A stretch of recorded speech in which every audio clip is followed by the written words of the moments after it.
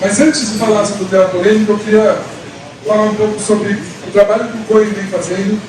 E eu, de alguma forma, sei que no processo inspirei você a buscar isso. O COI trabalha na formação, na educação e na capacitação da arbitragem brasileira. Da mesma forma que um dia eu pensei em fazer o congresso, hoje ele tem a escola de arbitragem.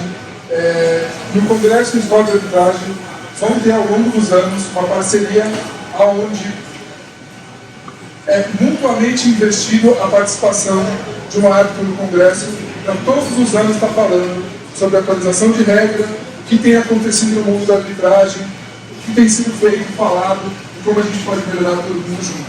Tá bom? Então, obrigado por topar. A gente sabe que é uma zebra no Rio de Leões, mas você tira de leite. Mas vai. Abraço pra galera do camarote da TDC aí. Você vê que lá em cima não tem ninguém que chegou em semifinal tirando o Ryan, né? Mas beleza. Eu gostei que o Rossetti falou assim, o Coen tá ajudando na formação de árbitros, né? O pessoal da pô, tá adiantando nada, né? Tá, beleza. Cara, eu queria, fiquei chateado que o Xandão não veio pro congresso. Eu falei, colocar o vídeo do Xandão pra gente começar, se divertir um pouco. Daqui a pouco se eu ficar assim, botaram um árbitro aí, né? Vamos botar uma coisa legal, né? Vamos lá. Rondonópolis e Vailers. Uma jogada aparentemente comum, né? Passe incompleto, né? Beleza. Aí a gente vai ver o Xandão aqui, ó. Tranquilo. Ó, bola. Ih, foi lá pra dentro. O que acontece com o Xandão? Vai aonde, Xandão? Aonde, Xandão? Vou tirar a bola da mão do árbitro. O que é isso, Xandão? Aí ele reparou, ó. Espero que vocês não tenham esses surtos ao longo do ano. Respeitem as limitações da lateral, por favor. O pessoal do Dragons está adorando ver o Xandão fazendo merda, mas beleza. Perfeito. Só explicando para vocês como é que vai funcionar aqui. Eu vou mostrar os slides, tá? Como é que eu vou fazer, tá? Aí já falou um pouco sobre as alterações de regra para 2023. Passo para cá? Melhor, né? A gente já fala sobre as alterações de regra de 2023 e quero que vocês entendam que, pelo que eu vi, tá? Eu acho que eu assisti jogo de todos vocês ano passado, pelo menos um jogo de cada time de vocês aqui, então vocês sabem que tem gente assistindo o jogo de vocês em algum dos campeonatos, tá? Em alguns eu até apitei, então consegui ver até um pouco mais. Mas entendam que tudo que vem para a gente no Brasil quer dizer que passou pela NCAA e foi meio que confirmado lá que funciona. Tá? Então, se você pegar até quando vem as alterações, parece assim, tá aqui porque tá passando na NCAA, tá? Então, como o nosso nível, quando você pensa em NCAA, você pensa Alabama, Clemson, só que também tem aquelas junior college pequenas que jogam basicamente em campos muito parecidos com o Brasil ou até piores, tá? Então, essas alterações, elas vêm para assegurar mais ainda as questões de segurança dos atletas, beleza? Então, eu vou começar mostrando para vocês, acho que primeiro só me apresentar, não sei se todo mundo me conhece. Esse ano eu estou completando meu 10º ano na arbitragem e acontece que tá rolando uma maldição na arbitragem. Sempre que alguém chega no 10º ano, o cara faz bobagem, né? Então teve cara aí que apitou jogo, depois foi chamado de coach e tal, aí deu um bom problema. E teve cara que fez chamada de 40 jardas. Teve todo tipo de coisa ano passado. Então eu espero que o meu 10º ano seja um pouco mais tranquilo do que da galera que teve ano passado. Então já fiz final em Minas, no Rio, em Brasília. Tem jogo lá do Mariners e Spectros também, que foi uma experiência maravilhosa. Sou o vice-diretor de arbitragem junto com o Jean-Pierre na Liga BFA. Então tudo que acontece na BFA passa por mim e pelo Jean em relação à arbitragem. Hoje sou comentarista de arbitragem dos canais ESPN, junto com a Giane. E também tenho a IAFA junto com a Giane, que é onde a gente forma novos árbitros. E pelo menos na maioria das pessoas a gente tem conseguido transformar pessoas que gostam de futebol americano em pessoas que conseguem colaborar com a comunidade dentro do campo. Bom, vamos começar logo com o que interessa, tá? Eu vou mostrar aqui o slide e depois, quando acabar os slides, a gente vai para a parte dos vídeos. Tem alguns poucos vídeos e aí depois eu abro para vocês fazerem aquelas boas perguntas. No meu jogo em março do ano passado, pela taça não sei o quê, pô, um técnico, um árbitro falou não sei o que comigo. Vamos chegar nessa parte também, que eu sei que vocês querem abrir o coração, sempre acontece. Bom, eu quero que vocês primeiro venham comigo numa pequena questão de definição, tá? Eu sei que quando o mochila vem aqui, bota um X, um Y, um Z, para mim, grego, tá? O grande ponto pra gente existem dois tipos de jogadores no ataque, tá? Os jogadores de linha, e não só quando a gente fala jogadores de linha, a gente fala jogadores de 50 e 79. A gente fala jogadores que estão na linha. Ou seja, quem não está na linha, está fora da linha. E quem está fora da linha é o que a gente chama de backs. Beleza? Então, na alteração de regra de bloqueio abaixo da cintura, a justificativa que vem na alteração nós queremos deixar o jogo mais tranquilo e a regra mais simples. O que é a regra mais simples? Eu, na minha formação como árbitro, sempre tive um grande problema com bloqueios abaixo da cintura. Porque tem questão de direção, questão de dentro do tackle box, fora do tackle box. Então, a gente enxugando essas regras de bloqueio abaixo da cintura, a gente consegue facilitar mais o entendimento para vocês passarem mesmo para os jogadores no campo de futebol americano. Tá? O que acontece? Antigamente tinha muitas permissões o bloqueio abaixo da cintura. Agora é o seguinte, jogadores de linha, tá? Só que os jogadores de linha designados dentro da tackle box, tá? Então, o que a gente chama de tackle box? 5 jardas para a direita, 2 snapper, não do center, tá? Um grande mito que tinha era o center. A gente não se importa se você está colocando o right tackle como center, tá? Quer dizer que a direita desse right tackle, em tese vai ter um tight end, mas vai ter mais espaço vazio. Então é uma posição normal de futebol americano. 5 jogadores, centralizado, esse snapper é onde vai ser a referência da bola. Então vamos lá. O bloqueio iniciado até uma jarda, logo após o snap, abaixo da cintura, pode ser sim em qualquer direção, tá? Pode ser sim em qualquer direção. Tirando isso, tá? Se não for logo após o snap, a gente vai ter que só jogadores nessa posição, dentro da tackle box, estacionários, ou seja, não pode ter ninguém em motion, podem bloquear abaixo da cintura apenas pela frente. Então sabe aquele tackle que ele faz um pull e ele pega geralmente o defensive end pelo lado? Não pode mais, tem que ser pela frente. Beleza? E quando a bola deixa a tackle box desintegra. Então nenhum desses bloqueios que a gente está falando vai valer mais. Tá? Passa tudo a ser ilegal. Isso simplifica a regra de bloqueio abaixo da cintura. E aí, quando a gente estava falando de jogadores de linha, tá? Dentro da tackle box, e agora vamos falar de jogadores que estão no backfield. Então, esses jogadores estacionários, se dentro da tackle box, podem bloquear igual os jogadores de linha, mas sem a exceção do até uma jarda. Tem que ser totalmente pela frente. Tá? Tem que ser totalmente pela frente, até uma jarda sim, mas não pode ter, por exemplo, aquela questão do após o snap. Eles não têm essa permissão de após o snap fazer logo um bloqueio abaixo da cintura. Isso é só para os jogadores de linha. Beleza? Vocês preferem que eu deixe as dúvidas para agora ou que eu vou mostrar ainda um diagramazinho? Por favor.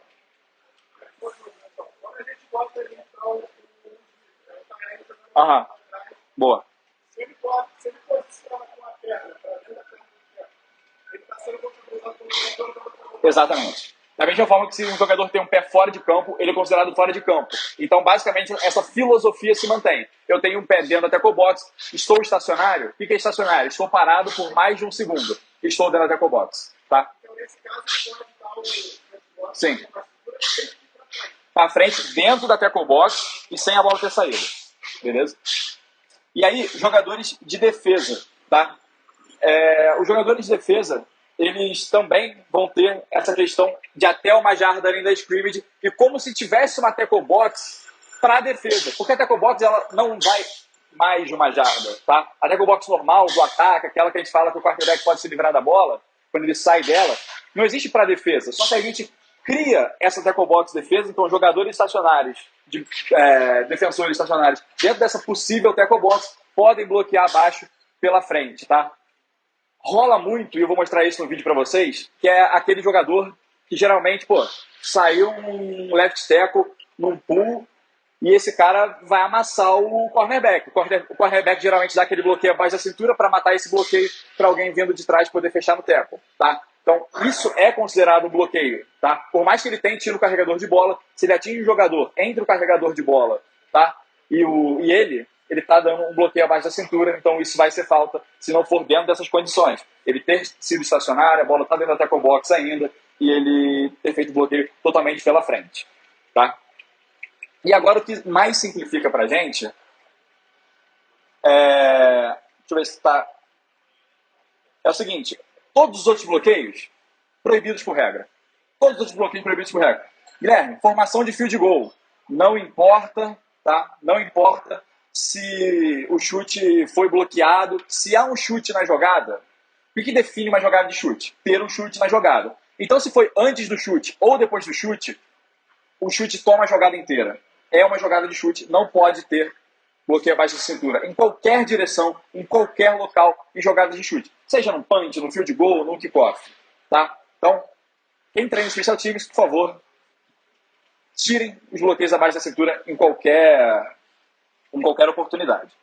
Aqui foi o que o Barandas falou, tá? Você vê que esse jogador aqui, ele tem uma parte do corpo dele estacionária dentro da tackle box, tá? Então esse jogador aqui, ele é um jogador que pode bloquear abaixo da cintura. Aqui tem um rosa, que eu acho que não está dando para ver para vocês, mas isso aqui é aquela uma jarda que a gente estava falando anteriormente. Beleza? Alguma dúvida nesse processo por enquanto?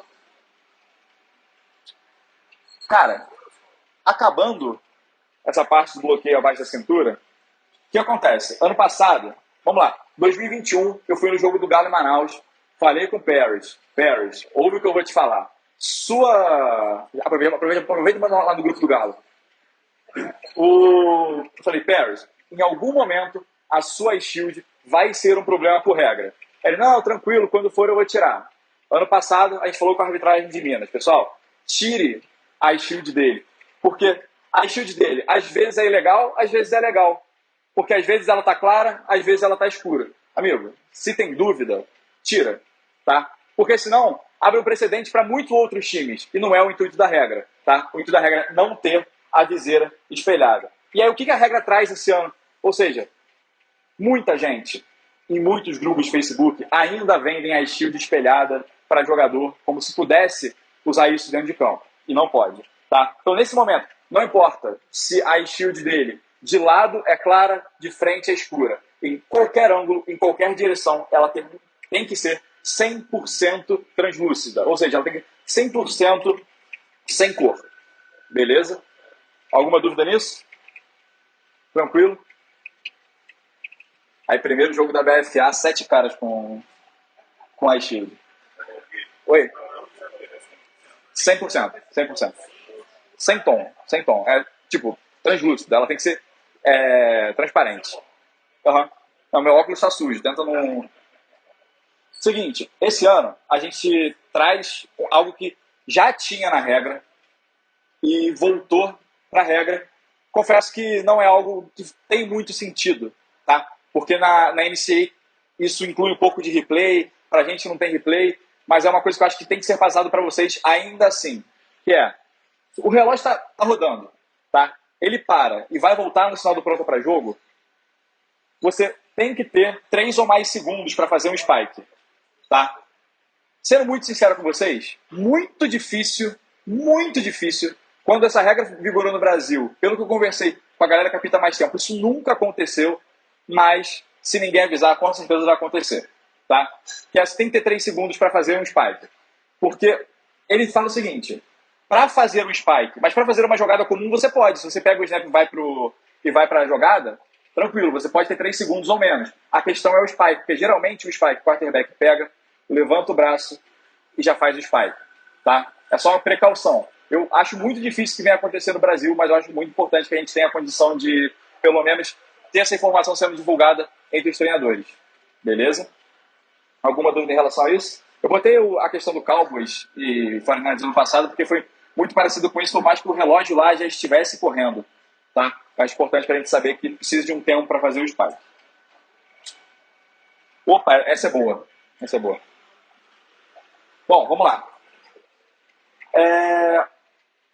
De 2019 para cá, mudaram algumas condições de substituição de defesa e tal.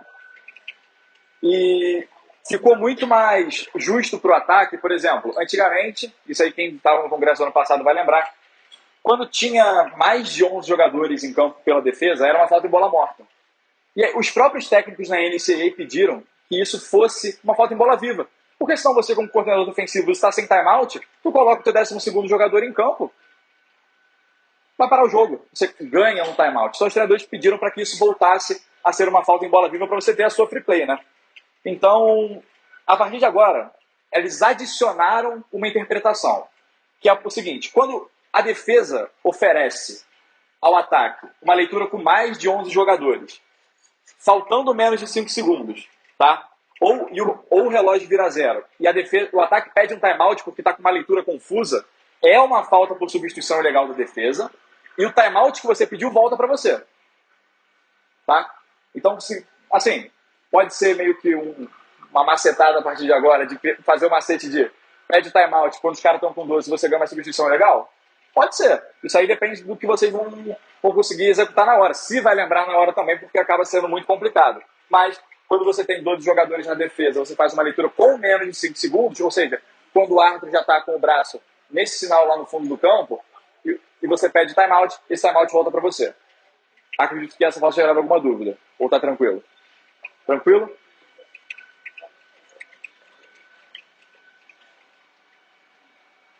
Perfeito. A partir de 2023, inclui-se na aplicação do holding a primeira descida automática. Beleza? Então antes era só 10 jardas e primeira automática quando o holding e quando o passe fossem além da zona neutra. Perfeito? Agora é o seguinte: teu jogador de linha defensiva fez um holding. Show de bola. 10 jardas e primeira descida. Tá? Durante o passe, antes do quarterback durante a jogada, antes do quarterback fazer o passe, na rota o jogador sofreu um hold, 10 jardas e primeira descida, até se o quarterback pegar a bola e correr. Perfeito? Dizem que isso simplifica. Eu, particularmente, não gosto dessa aplicação, porque eu não acho que o ataque, por exemplo, quando tem uma segurada, vai ter a perda de descida. Então fica um pouco injusto, né, nesse jogo do ataque e defesa ser uma comparação justa. Tá? Bom, mais algumas mudanças de penalidade, tá? Eu acho importante vocês saberem isso, porque eu acho que são coisas que... Essa do fair catch, nem tanto. Eu acho que a maioria pode até achar que nem sabia que isso era falta. E quando um jogador pede fair catch, ele não pode sair do fair catch e fazer um bloqueio, tá? Isso antigamente era uma falta de 15 jardas, e agora mudaram a aplicação para ser apenas 10 jardas de penalidade. E do outro lado, a gente tem, quando um jogador... originalmente, o que usa a camisa entre 50 e 79, ele toca na bola porque ele quis, ele recebe um passe, além das 5 jardas, a partir de agora, a gente tem uma aplicação de... a gente tem a perda de descida também, beleza? E aí tem algumas situações, só para vocês saberem que isso pode vir a acontecer. Eu, pelo menos, vi isso em jogo do Brasil ano passado, e vi, eu acho que foi em um jogo de Alabama. Se um quarterback, ele vai fazer um intentional grounding, tá? E ele joga, por exemplo, na direção de um jogador, de uma linha ofensiva, e esse cara recebe a bola, e não tem nenhum elegível na área, não tem nenhum running back, não tem nenhum tight end, não tem nenhum wide receiver, não vai ser uma falta por toque ilegal, e vai ser uma falta por intentional grounding. Tá? Por quê? Para ser uma falta por toque legal, tem que ter um passe legal. E o intentional grounding não é um passe legal, então meio que não existe essa penalidade, e aplica só o intentional grounding, que é uma penalidade um pouco mais pesada do que 5 jardas a primeira descida. Tá? E só lembrando a todos vocês, intentional grounding não tem 10 jardas na nossa regra. É sempre ponto da falta e perda de descida. Show? Uma coisa que eles adicionaram na regra, acho que para simplificar um pouco também, antigamente, por exemplo, se a gente tem numa jogada de passe, o roughing the passer, tá? E aí tem uma recepção, o cara ganha 10 jardas, a gente aplica 15 jardas do ponto que terminou a jogada, e mais 15 do roughing the passer. Agora, além das faltas pessoais, as condutas antiesportivas também são aplicadas do ponto do fim da última corrida, quando tem jogada de passe que tem algum avanço, tá? Se não, vai ser 15 jardas do ponto do snap. Aqui o meu contato, geralmente a galera tem dúvida, manda mensagem, então caso vocês queiram tirar alguma dúvida, deixa aí meu contato para vocês. Vou mostrar os vídeos da playlist só dos bloqueios abaixo da cintura. E aí a gente abre para... Não precisa ser dúvida do material que eu apresentei. Pode ser dúvida de algum outro tipo de regra que aconteça nos treinamentos de vocês. Beleza?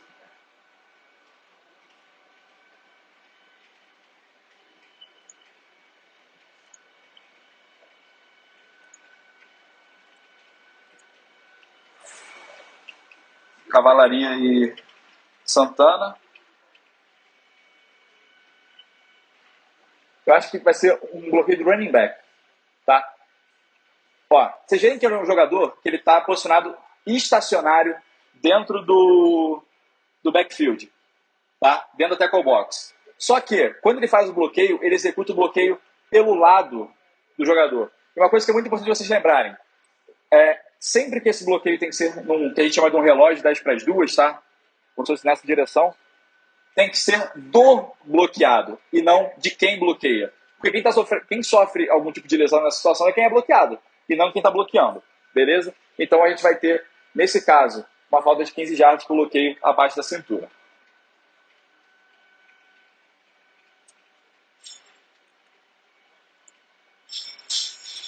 Aqui eu acho que vocês podem olhar o right tackle. Ele avança mais de uma jarda e ainda bloqueia pelo lado, tá? Ou seja, fora desse relógio 10 para as 2 que a gente chama. Então, a gente tem o bloqueio abaixo da cintura ilegal em 2 motivos. Um, que é mais de uma jarda. O segundo é que ele é fora da área do relógio 10 para as 2 do jogador que é bloqueado.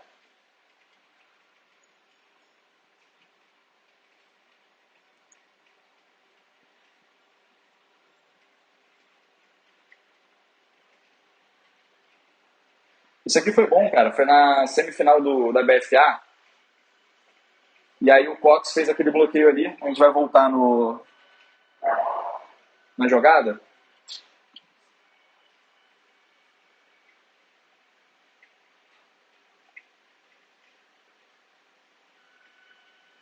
Aqui, a gente, na época já foi falta. Agora é mais falta ainda, tá? É o seguinte, nós, quando estamos observando as ações dos jogadores, aqui a gente vai ter, primeiramente, esse jogador, ele está bloqueando na direção da própria end zone. Já é um motivo dele de ser falta. Depois, ele bloqueia abaixo da cintura a mais, agora, de uma jarda. Beleza? Então, mais um motivo. E aí, sempre que a gente conversa com os técnicos, ainda mais em questões de intervalo, o técnico fala assim, pô, mas o que o meu jogador poderia fazer? Eu acho que sempre é o maior diálogo entre técnicos e árbitros. O que o meu jogador poderia fazer? Eu gosto muito de quando vem sugestões. Eu conversei bastante com o Lucas Davi na época que começou a parte do bloqueio legal pelo lado cego, que era assim, cara, eu entendo que é uma questão de segurança e tal, mas existem jogos no Brasil, por exemplo, como um Vailers e Galo, como um Galo Spectrum, como foi um Galo Rex e outros jogos que tem uma velocidade muito alta, um Spectrum e Mariners, em que se você quem para sofre um impacto maior do que quem está correndo. O grande ponto é transformar o jogo em algo seguro, tá? Transformar o jogo em algo seguro. O que os jogadores têm feito muito, por exemplo, em bloqueios pelo lado cego? Faz uma pique, você pode pular, tá? Para absorver esse contato. O pessoal pula, faz o contato. O que você não pode fazer é entrar no modo de ataque, fazendo um contato violento com o jogador que sofre o bloqueio, como é aqui no caso. Beleza? E aí, nesse caso, como a corrida terminou mais além do ponto da falta, a gente aplica as 15 jardas do ponto da falta com a repetição da descida. Beleza? Deixa eu ver se tem mais um.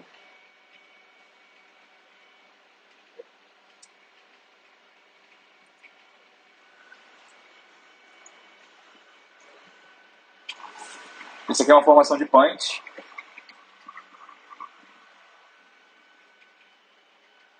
E aí vai ter um bloqueio ali do shield. Né? Ele estava estacionado no tackle box, mas ele ainda bloqueia abaixo da cintura, fora da área do relógio 10 para as 2 que a gente chama. E aqui, eu acho que é isso para fechar, tem um bloqueio abaixo da cintura de um jogador de defesa. Você vai ver que o jogador, se eu não me engano é esse, ele vai vir...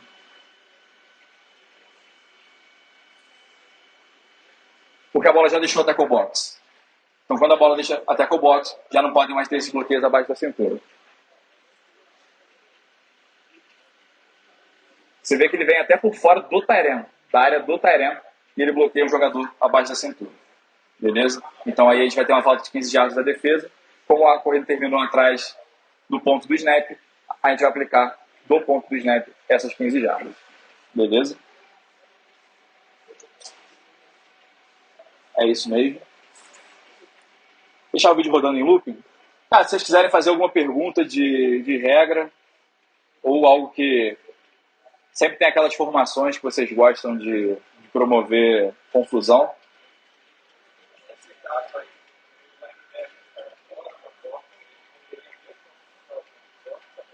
Não, porque ele tinha que ser estacionário até uma jarda também. Tá? Ele teria que ser um jogador de linha defensiva, por exemplo, dentro de uma tackle box ali de defesa.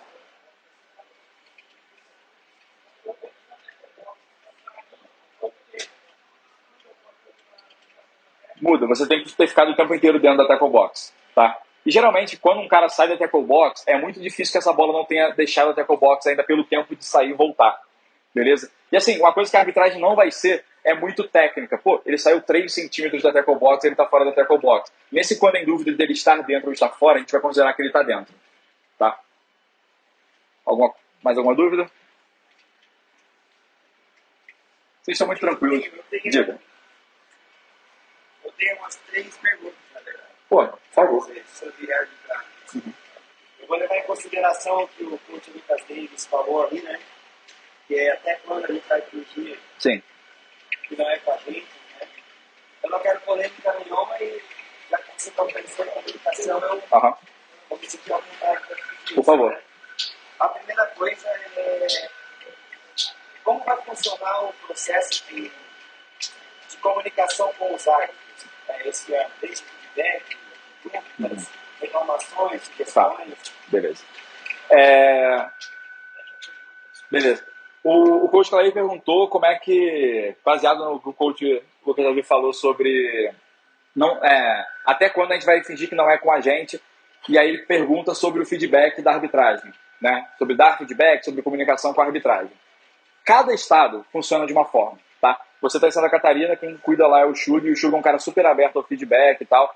Eu acho que é um dos caras que mais recebe bem o feedback, até porque ano passado eu peguei muito no pé de Santa Catarina, porque eu acho que no ano de retomada para todo mundo, eu acho que ainda a galera da arbitragem, uma parte ainda está engrenando, uma parte já foi embora. Já tá no gás total, como muitos de vocês já, tipo assim, pandemia, cara, já tem 2 anos que a gente já tá voltando a jogar e tal, não dá para mais usar esse argumento como algo que vai prejudicar o meu programa. Eu, Guilherme, não uso mais esse ponto. Apitei 24 jogos no ano passado, tem gente que apitou 50 jogos, que apitou 40. Cara, passou. Férias, todo mundo tirou um mêsinho de férias, cabeça para relaxar, agora é pegar no batente de novo. Sobre a tua pergunta do feedback. A BFA, que é por quem eu posso responder hoje, a gente teve um formulário ano passado para reclamações, tá? Só que, e aí eu queria encorajar quem é da BFA a usar o formulário. Pô, Guilherme, não gostei de tal coisa, tal árbitro fez isso, tal árbitro fez aquilo. Por que acontece? Eu acho que até por uma cultura que foi criada, as pessoas ficam assim, pô, se eu falar do Clair no formulário, a próxima vez que o Clair apitar meu jogo, ele vai querer me prejudicar. Não é assim, tá? Não é assim. E se, por acaso, algum louco da arbitragem agir assim, a gente vai tomar as providências, tá? Então, a gente quer encorajar vocês a usarem o formulário. Pô, cara, teve uma chamada errada no meu jogo e eu não gostei. Queria pelo menos a explicação, sabe? A gente usou o formulário no passado 3 ou 4 vezes e foram coisas muito gigantes, tá? Eu não sei se a maioria vai lembrar, teve um jogo que foi Ceará, Caçadores e Petroleiros e tava 16-15. E aí era o seguinte, se o Ceará Caçadores, eu acho, faz o field goal, ele ganha o jogo. Só que o field goal foi bloqueado, tá? A bola tá rolando na jarda 1, tem o muff do jogador da defesa, a bola entra na endzone e o jogador da defesa do Petroleiros cai em cima da bola. Aí, pessoal, pô, safety. Quem acha que é safety? Pode levantar a mão quem acha que é safety. Muff na jarda 1, chute bloqueado, muff na jarda 1, entrou na endzone, é safety. Quem acha que é safety? Quem acha que é touchback? Tamo bem, né? Pelo menos. Ninguém achou que era safety. Ou pelo menos ninguém ia chamar, né? Que só 3 responderam que era touchback. Então é o seguinte, é touchback. Porque a responsabilidade da bola estar na endzone era ainda do time de chute. Porque a regra fala, o muff não altera o status da bola. Se o muff não altera o status da bola, isso ainda é um chute de quem fez o field goal. Só seria alterado a responsabilidade dessa bola ter entrado na endzone se fosse uma batida para dentro da endzone, tá? Ou o cara tivesse dado uma cabeçada na bola para dentro da endzone. E aí o pessoal falou assim, não, porque roubaram a gente. E aí saiu matéria no Salão Oval falando sobre isso. O Vitor até veio falar comigo na época e eu falei assim, a aplicação foi certa. Eu sei que é estranho o pessoal, numa situação muito difícil, falar que a arbitragem acertou, e por mais que eles tenham demorado a realizar a chamada, que bom que eles realizaram a chamada de forma correta. O formulário foi usado, a gente respondeu, tá? Obviamente, isso aí eu até falei com o pessoal na hora do almoço. A NFL é uma liga que tem 80 mil snaps, 100 mil snaps por temporada. Não tem como a arbitragem lá acertar tudo. E aqui também não, mas a gente está fazendo um trabalho de reconstrução da arbitragem como uma cultura, tá? Vocês falam tanto de criação de cultura em programa, e eu acho que é uma coisa que a arbitragem tem que ter também. De saber que, por exemplo, vocês treinam pra caramba, e não é chegar no fim de semana, chegar lá, pô, vou ganhar meu duzentão e vou embora. Não, você tem responsabilidade com o dinheiro que você ganha e com o serviço que você presta. Então, quando eu acabo o meu jogo, se o meu jogo foi transmitido, eu faço igual com o Heitor. Até parei de ir na psiquiatra, que ela falava que se for, vai ter intervenção, né? E aí eu falei assim, cara, eu vou, assisto meu jogo, corto meus vídeos, já preparo pra quarta-feira e falo, rapaziada, erramos isso. Erramos isso. Só que tem erros, cara, que são erros que vocês não percebem. Então, por exemplo, teve Vasco e Palmeiras. Aparentemente uma vantagem tranquila daquele jogo. Pô, teve um slide perto de mim, que eu dei uma jarda a mais pro Palmeiras. Aí eu falei, pô, cara, eu errei. Por quê? Porque o processo do slide tem que matar quando o slide começa. São coisas que eu me cobro como árbitro e outras pessoas dentro da arbitragem também se cobram. É um processo que acontece. Qual é a tua segunda pergunta? Sobre se vocês têm alguma situação sobre vídeo, análise de vídeo pós-jogada, sobre o benefício da dúvida, replay, vocês têm algum projeto para isso? Tá. Porque o que eu vejo é assim, Guilherme, eu tenho o benefício da dúvida, mas não vai voltar alguma marcação, não vai ser alterado, ok? Independente disso, só no próximo jogo para ter a melhoria, mas na hora. Tá, vamos lá. Tem algum projeto para isso? Então, isso é uma coisa que a arbitragem ela é o produto final disso, tá? Porque isso depende das ligas. Porque para a gente ter, por exemplo, o replay, vamos lá, primeira coisa, a gente precisa ter uma transmissão de qualidade. A gente precisa ter uma sala especial ou um caminhão que gere um espaço para a arbitragem poder ter um operador de replay, e aí não é, por exemplo, árbitro de replay como é na NFL ou na NCAA, eles chamam de video judge, tá? Então, esse video judge poder operar, as regras da IFAF, como é que eu vou falar isso de uma forma mais tranquila? Ela escrotiza o video judge, porque ela dá a permissão do video judge fazer qualquer coisa. Nos 2 minutos finais, o video judge ele pode ser um cara que ele vai estar sozinho olhando vídeo. E não é saudável para o futebol americano. Eu acho que a gente teria que adaptar algumas coisas com as ligas. Acho que a gente está mais próximo hoje, pela qualidade das transmissões, por exemplo, talvez no Brasil Bowl ter um arco de vídeo, sim. Mas, por exemplo, no passado na BFA, a primeira coisa que a gente fez, relógio na tela. Eu operei o relógio, foi super tranquilo. Tava com comunicação com dentro do campo, então se vocês pegarem no final do jogo do Rex e Galo, teve um timeout do Galo com 1:26 ou 1:27 e o relógio foi até 1:19. E aí um dos arcos alternativos, que foi mais uma coisa que a gente implantou ano passado no Brasil Bowl, falou assim, ó, reseta o relógio para 1:24. Ele falou no rádio, o referi anuncia, por favor, resetar o relógio para 1:24, a gente corrige na transmissão. Eu falo, então corrige, né? Mas tudo bem.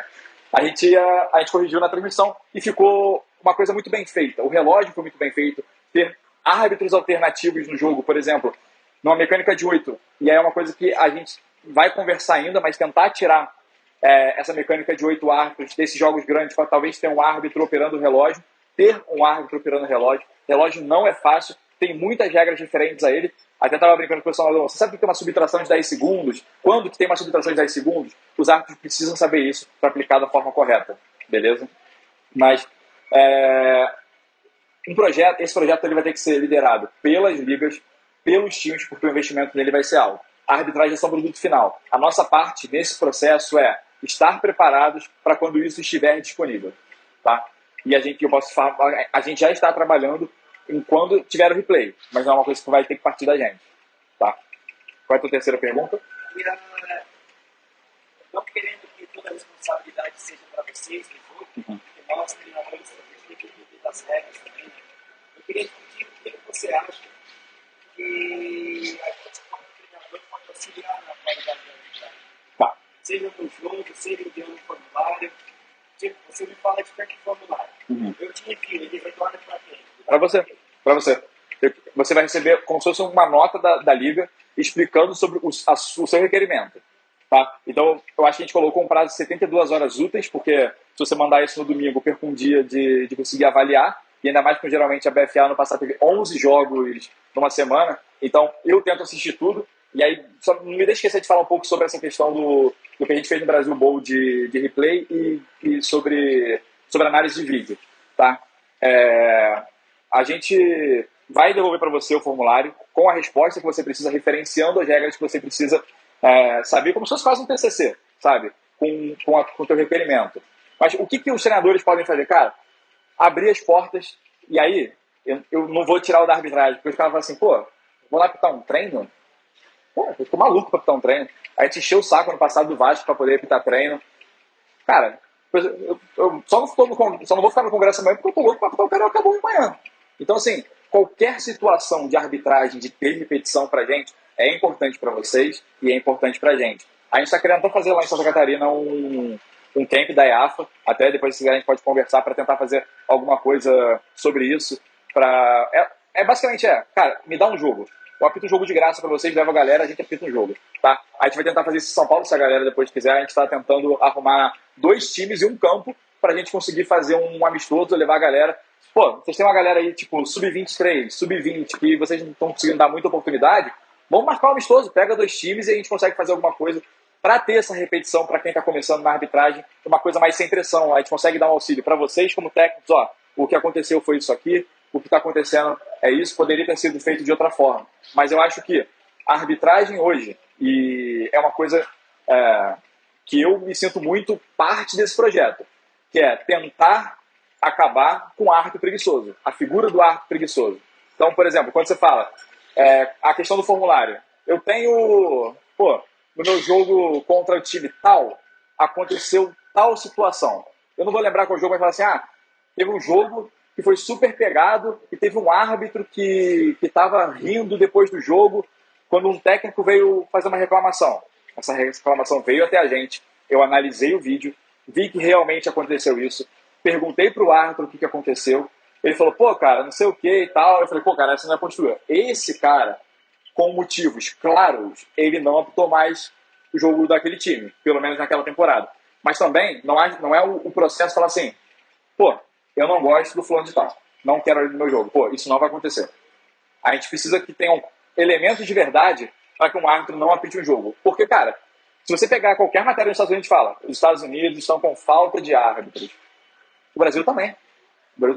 Tem rodada da SPFL que não tem árbitro, tem que vir gente de fora para apitar, porque não tem árbitro suficiente. Tem jogo em Santa Catarina que teve que vir gente do Rio Grande do Sul, teve jogo no Rio Grande do Sul que teve que vir gente de Santa Catarina para completar, porque não tem ainda esse número de árbitros e o número de árbitros que consigam colaborar com o jogo de verdade. Entende? E também eu acho que vocês não querem qualquer pessoa que está no jogo de vocês, porque o trabalho que vocês colocam no campo é algo muito trabalhoso para qualquer pessoa vir apitar o jogo de vocês. Faz a pergunta que eu vou mexer na minha aguinha, tá? Sobre a regra de comemoração antes de entrar na encosta. É uma regra que já tem 3 aplicações diferentes durante o jogo. Tá. Dentro do jogo só. Mas as 3 o jogador fez porque eu assisti. Não, sim. Mas a definição do conceito é, mesmo que o outro time desacelere, meu atleta tem que estar o máximo até o final, nem sabe que não tem nenhuma ameaça dele, né? Porque hoje a regra eu entendo a regra, né? O cara tem que estar, não pode haver desaceleração antes da entrada de edição, né? E a falta é marcada. Essa é a tua interpretação, tá? Pelo que ele da regra. Tá. Mesmo quando não há um atleta próximo a ele para fazer o técnico. Ele fez a leitura e não tem nenhum atleta perto dele para realizar o técnico. Tá. Certo? E foi marcado falta dessa questão, que na minha concepção não faz o menor sentido. Tá. Mas existe algum projeto de melhoria nessa regra, nem que seja para deixar mais claro essa falta em específico, a regra é essa e não tem previsão. Tá, vamos lá. Ele perguntou sobre a regra de comemoração antes de touchdown, que no jogo dele foi aplicada de 3 formas diferentes e tal. Vamos lá. Primeira coisa, tá? A regra por comemoração antes, e quero que vocês entendam isso, ela não é sobre você desacelerar quando você comemora um touchdown. é sobre você alternar passadas. Então, se você colocar um vídeo de Deion Sanders entrando na endzone arrastando o pé, isso é alternar passada. Isso é alternar passada. Mas você desacelerar, cara, pelas comemorações que eu vi do teu time, todos os touchdowns foram big play. Se o seu jogador só desacelera entrando na endzone, beleza. Só que, pelo que eu lembro, os jogadores comemoraram antes, tá? Tipo, já vinha de braço aberto e tal. E aí, eu acho que quem é mais antiga vai lembrar que teve um jogo que foi Lusa e alguém, que teve o Superman do branco. Vocês lembram disso, né? Teve o Superman do branco. A Anafab, ela não é um órgão que ela não é ativa, ela é reativa. Deu N, a Anafab reage a alguma coisa que precisa ser explicada. E naquele documento de 2016, 2017 ou 2018, não vou me lembrar, diz o seguinte: nós flexibilizamos a comemoração após o touchdown, mas não flexibilizamos a comemoração antes do touchdown. Tá? E a comemoração correta para isso é 15 jardas, se for realmente um touchdown, do ponto da falta. E aí vai aplicar as 15 jardas e bem provavelmente vai ter dado uma primeira descida depois de você aplicar as 15 jardas. Tá? Mas eu acho que quando a gente fala sobre isso, é igual teve esse ano na NFL, um monte de falta por violência ao passador. Cara, o problema não está na falta da violência ao passador, o problema está na leitura do árbitro em relação à falta de violência ao passador. A regra está boa, a regra está encaixada. A gente não estava falando mais de violência ao passador desde 2019, quando teve aquela questão do Clemente ficar em cima do cara. Estamos em 2022, temporada 2022, agora 2023. Então o problema não está na regra, o problema está na forma com que isso está sendo gerido. Então, assim, eu conversei, quem apitou do jogo, se não me engano, foi o pessoal da Bahia. Eu conversei com eles sobre isso e, assim, as aplicações de falta foram corretas, tá? Só que teve uma, eu acho que eles aplicaram errado, que eles deram depois do touchdown a aplicação. A aplicação teria que ter sido durante. Essa aplicação de depois, ela acontece no flag, não na FA. Beleza? Mais perguntas? Opa! Bruno, né? Beleza.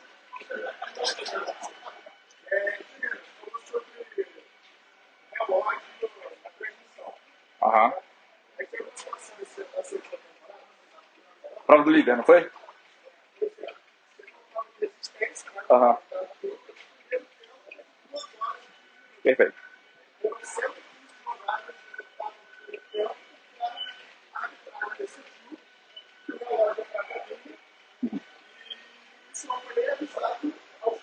E nem a BFA.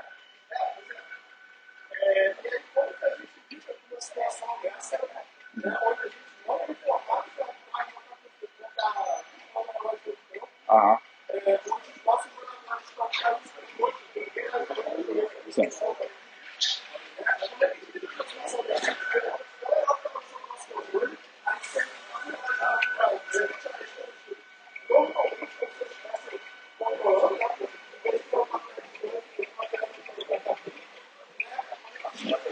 Boa pergunta.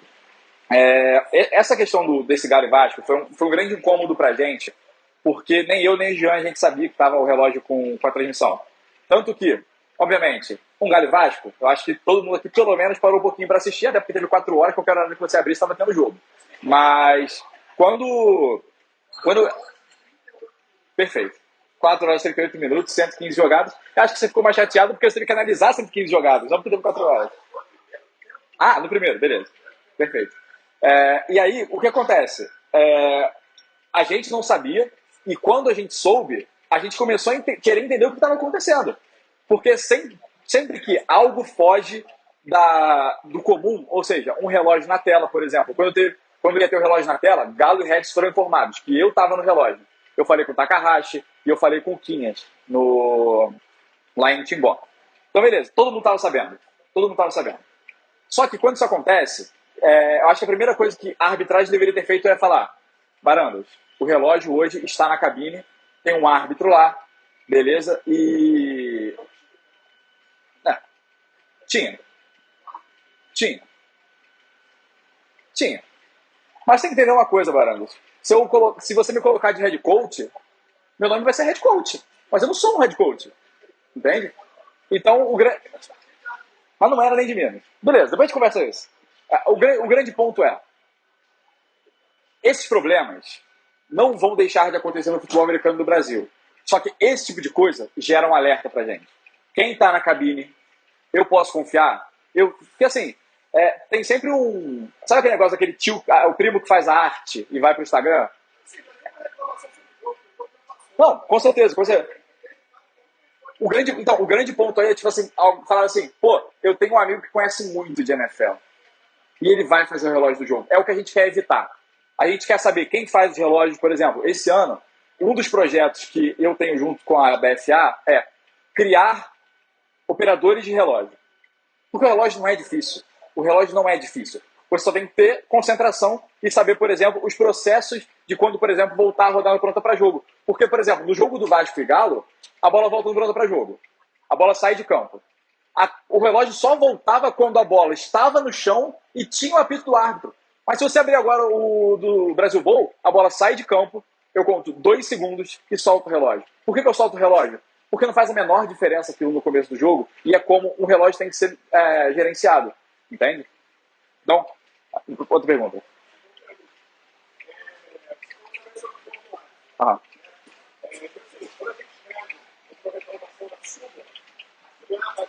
Sim. Tá.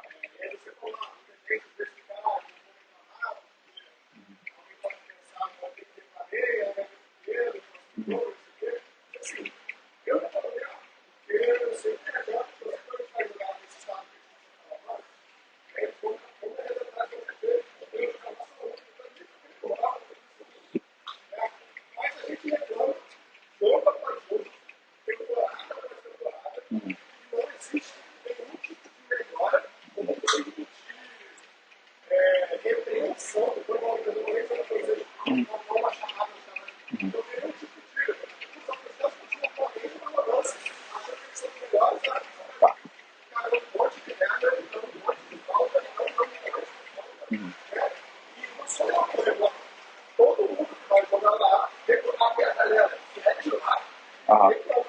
Sim. Sim. O grande problema da minha figura na arbitragem é que eu sou exatamente o cara que bate na arbitragem e não o cara que está sempre passando pano para arbitragem, e isso me gera um pouco de estresse. Tá? O grande ponto aí é o seguinte, tudo que a gente fala sobre arbitragem, infelizmente, envolve um custo. Por exemplo, para o jogo do Galo e Vasco na temporada regular, tinha um árbitro de fora. Mas não teve custo, porque ele estava viajando a trabalho, então ele já estava lá. Para a final de conferência, não tinha verba para levar. Tinha o plano de levar, porque a BFA, os jogos de playoffs, de todos os jogos, foram escalas da BFA.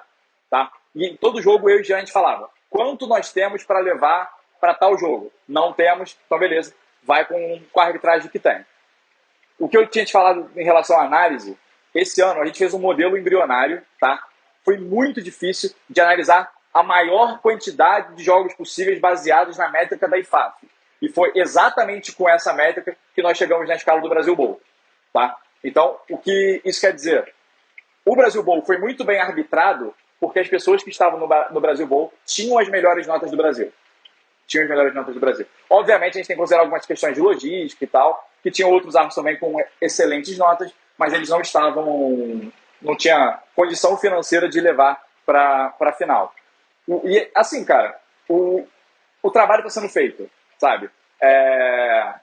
Eu acho que vocês como técnicos sabem que não tem, às vezes você está dando a vida por um jogador e esse jogador ele não te responde dentro de campo o que você está esperando dele. Fala assim, cara, eu conversei com você há 2 dias que a bola é redonda e você escreveu no teste que a bola é triangular. E aí, chega no momento que você fala, cara, não tem mais o que eu fazer em relação a isso, sabe? Cada pessoa tem um teto. Quando vocês vêm para um congresso de futebol americano, vocês estão querendo subir o teto de vocês em questão de serem técnicos de futebol americano. Existe isso na arbitragem também. As pessoas têm um teto. E quem tem um teto, às vezes não vai chegar, por exemplo, no Brasil Bowl, numa final de conferência, numa semifinal nacional. Entende? Então, a gente tem um trabalho de tentar, pelo menos foi a nossa máxima da BFA esse ano, ter sempre a melhor equipe de arbitragem disponível para aquele jogo, dentro das limitações, escalar.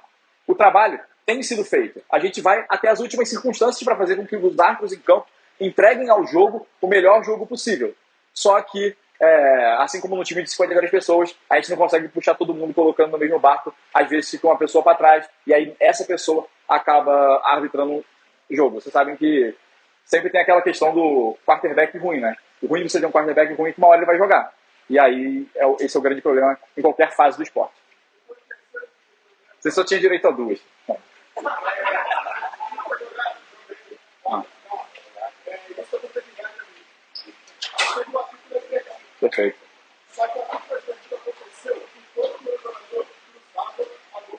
Uhum.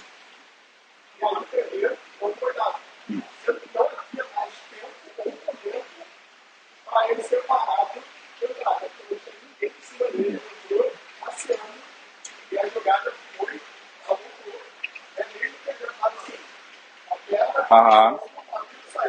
E o snap foi na jarda 7, não foi um negócio assim? Ah, beleza. Vou te fazer uma pergunta. Te ofereceram alguma coisa?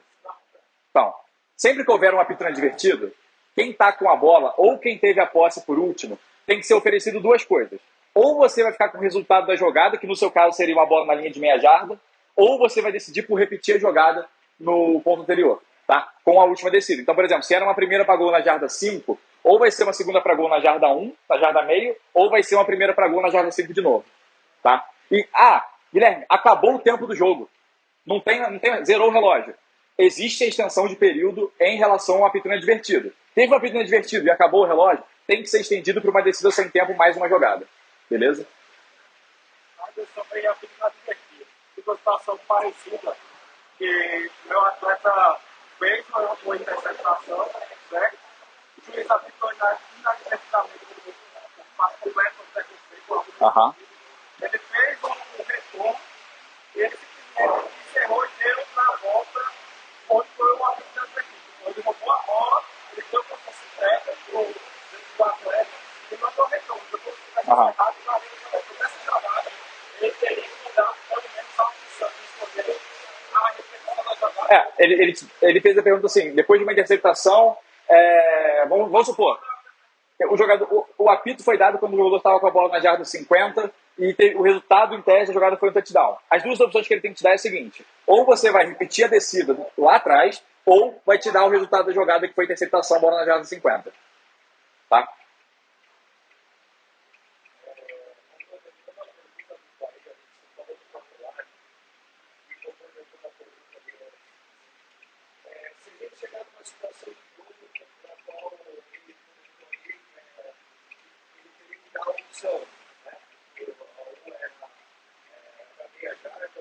Uhum.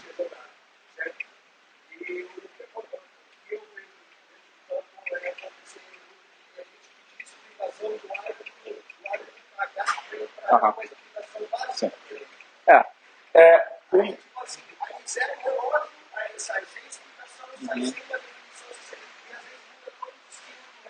Perfeito, perfeito. Ele perguntou sobre a falta de comunicação dos árbitros com os técnicos que geralmente influenciam em alguma coisa maior. Basicamente é isso, né? O grande ponto é o seguinte: quando as pessoas não sabem o que tem que ser feito, elas meio que se camuflam para não se expor, tá? O grande ponto aí é o seguinte: a recomendação, tanto como manual de mecânica, como da ANAFAB, como órgão, ou em jogos da BFA, em que eu e o Jean somos os diretores de arbitragem da Liga. A recomendação é: toda pergunta tem que ter resposta. E se eu não sei a resposta, eu vou perguntar o que aconteceu para outra pessoa que possa me dar essa informação para eu poder te devolver. Sem resposta, você não vai ficar. O que às vezes acontece, pelo menos comigo, é o seguinte: até o Barão já ficou em lateral minha, ele sabe. Jogada tá rolando. Ele pediu uma informação. E aí os caras estão indo no huddle. Eu já vejo para você. Eu vou, pego a informação, depois volto e explico. Esse é o procedimento padrão.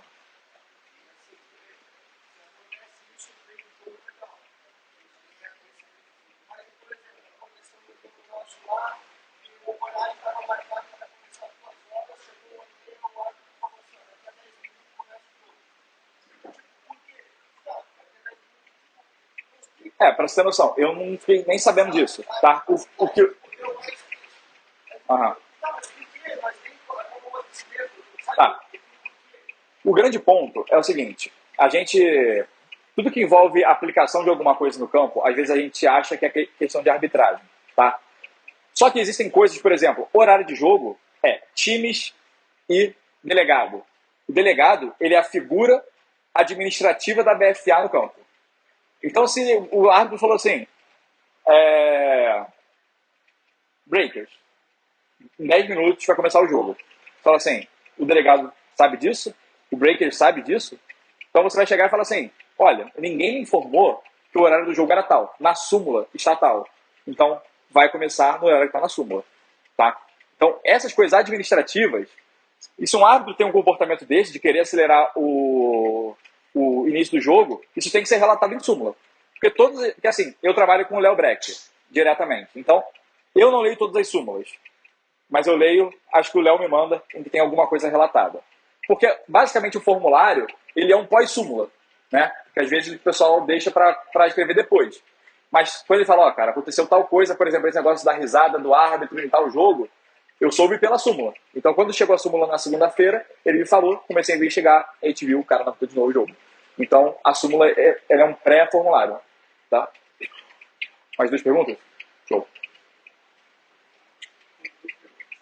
Aí, vai matar 2 perguntas. A primeira é assim, só para uma realidade de relógio, isso é uma coisa que não é da realidade. Sim. Não tem realidade. Eu acho que os árbitros para você vêm de Belém, né? Realmente sim. Mas assim, a minha pergunta é, eu queria saber se vocês têm um plano de difundir a arbitragem em outros locais. Essa primeira pergunta tem esse plano para esse ano. E a segunda pergunta é se existe alguma validação desse cara, assim, sabe? Para você aplicar, já fazer o teste de primeiro, e aí você tem tudo de usar. Porque às vezes eu vejo lá, eu tenho um arquivo lá, eu nem sei se as regras novas, ele vai olhar. Aham, tá. As tuas 2 perguntas foram muito boas. Talvez eu tenha até esquecido a primeira, mas a gente vai partir por parte. Vamos lá. Cara, hoje, o que forma árbitro no Brasil é a escola de arbitragem, que eu fundei junto com a Giane e com o Marcos de Brasília. A gente vai até as últimas instâncias para conseguir divulgar. A BFA ajuda, a CBFA ajuda, o Salão Oval divulgou. Só que tem locais que talvez a gente não consiga chegar. Por mais que seja um esporte nichado, às vezes a informação não vai chegar. Só que a gente divulgou, por exemplo, o curso de 14 de dezembro até 24 de janeiro, agora que ele começou. A gente deu bolsa para algumas pessoas, porque a gente sabia que eram localidades que não tinham arbitragem, para que isso fosse barateado para os times. Pô, 1 bolsa, 2 bolsas, 5 bolsas, não faz diferença para a gente. Se a gente conseguir, por exemplo, criar, por exemplo, na Paraíba agora que a gente conseguiu 5 árbitros, 5 candidatos à arbitragem, beleza. Só que, cara, curso de arbitragem é igual faculdade, cara. Entram 100 e formam 20, entende? E tem coisa que a gente não pode fazer, porque esse ano tem 115 pessoas. O suporte está lá para todo mundo. Tem a página no Google Classroom. Para quem tiver dúvida, pode ir lá, coloca, eu explico. Só que, às vezes, o cara ele fala assim, pô, eu achei que a arbitragem era offside false start. Aí tu vem me falar de PSK, bola viva, bola morta. Fumble não é bola viva. Eu vi na televisão que fumble é bola viva. Não, fumble é bola solta. Tudo confuso. E desiste. Entende? Só que tem coisa que a gente não consegue... a gente abraça o máximo de pessoas, a gente dá aula extra, a gente tem os testes semanais com nota para quem está vindo na formação consiga ser bem avaliado. Aí, só quem está começando agora, tem uma prova final. Cara, a prova final é difícil. Eu posso depois até passar para o Rossetti para vocês fazerem a prova final, verem que são questões realmente difíceis. E aí eu passo a nota para vocês depois que vocês tiraram, para vocês verem que realmente é uma prova complicada. A gente teve 450 alunos em 3 anos. Tá? Um tirou 100 na prova final. Um tirou 100. E foi o Line Judge do Team Brasil Bowl. Tá? Então, para vocês verem que é sim uma coisa complicada. O grande ponto é, o nosso plano. Sim, nós queremos colocar uma prova na BFA. Sim, nós queremos colocar uma prova na BFA. O grande ponto é, a gente sabe que o modelo de teste de nota, tirou 10, tirou 9, passou, não passou, ele não funciona com a arbitragem. Porque a arbitragem é campo, é entrega.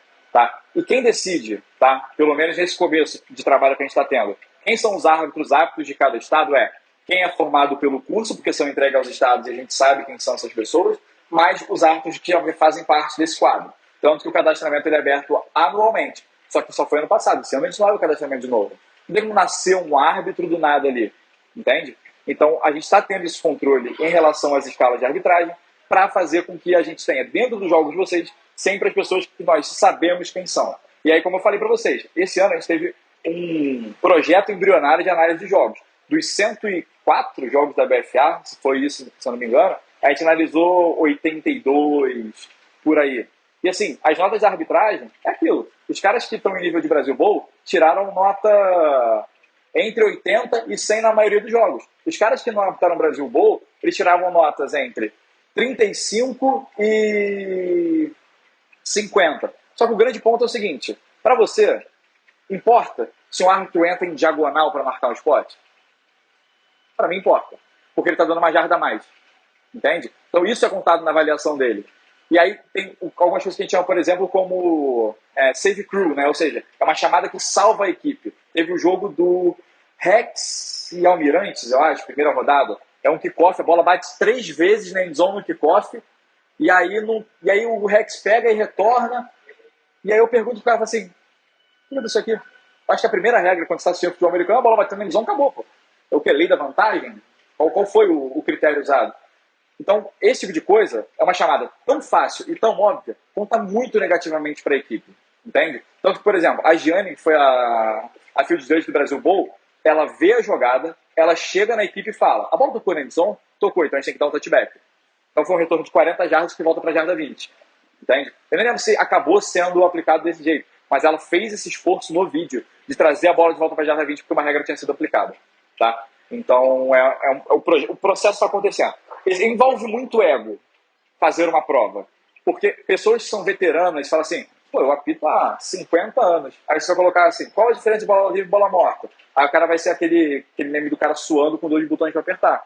E aí não vai dar certo. O cara fala, ué, peraí, o cara apita 50 anos e a nota dele num teste fácil da BFA foi 35? Entende? Então envolve muito essa questão. Por favor. Como é que eu tô extrapolando os limites do Rossetti? A gente já melhorou assim e falou, irmão, você não volta mais. Mais uma. Tá.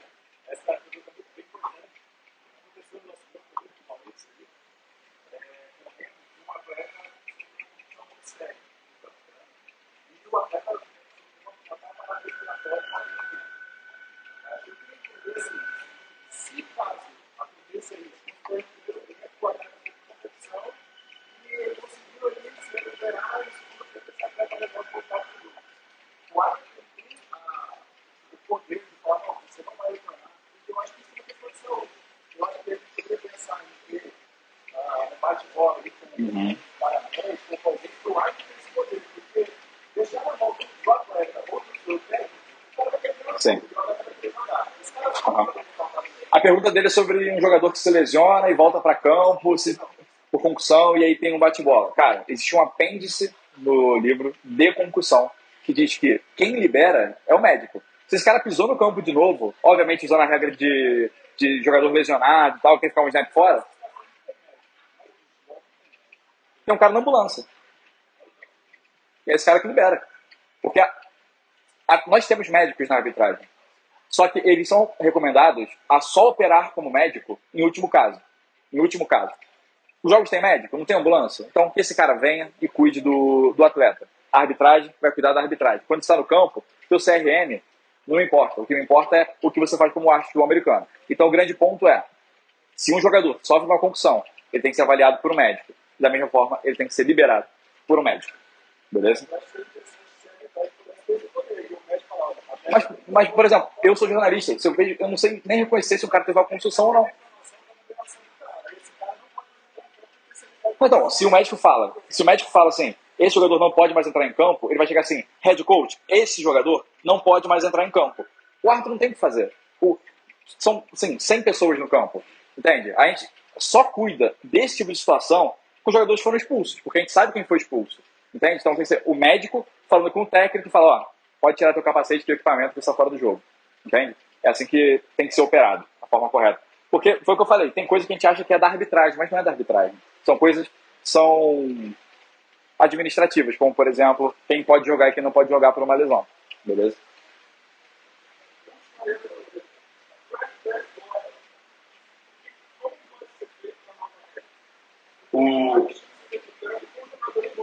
Perfeito.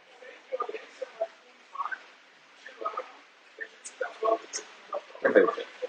É porque tem jogada que é violenta e jogada que não é violenta, né? Vai ter jogada que vai ter falta e jogada que não vai ter falta. Vamos lá. A pergunta do Rossetti é sobre um bloqueio legal pelo lado cego de um jogador, por exemplo, que vem em motion e aí ele bloqueia, por exemplo, um defensive end, e aí vai ter um toss, vai ter um pull, alguma coisa assim. Qual o limite de ser uma falta ou não? O limite de ser uma falta ou não está em o jogador que faz o motion e ele inicia o contato. Esse contato, ele é violento? Porque, assim, pela regra, é sim um bloqueio feito em campo aberto, porque ele já não é logo depois que sai o snap. O campo já se espalhou um pouco para ter essa movimentação toda dessa jogada. E aí a gente vai ter um jogador que sofre um bloqueio de um lado cego. Ou seja, esse não pode ser, por exemplo, uma ombrada, um hit. Foi o que eu até tinha falado. Se o cara quiser fazer um pique parecido a alguma coisa relacionada ao basquete, beleza. Mas ele não pode entrar iniciando um contato violento, nem com a cabeça, nem com o ombro, fazendo esse contato com o jogador. Beleza? Então, se vocês quiserem engajar num bloqueio, alguma coisa assim, empurrar com o braço, mas sem fazer um contato violento pelo lado cego, vocês podem fazer, mas o que não pode acontecer é vocês fazerem um bloqueio com o ombro, sendo basicamente aquele pancake, aquele big hit que a gente já conhece. Beleza? Meus amigos, muito obrigado. Rossetti, obrigado aí pela minha última palestra no Congresso. Não, agora é a Giane, a vez dela. Aí, muito obrigado. Muito bom. Os caras estão lá pro lado comigo, vou compartilhar com vocês o que aconteceu. É porque eu falei que, tirando o rapaz do Ryan, eu tive mais semifinal de nacional do que todo mundo que tá lá em cima.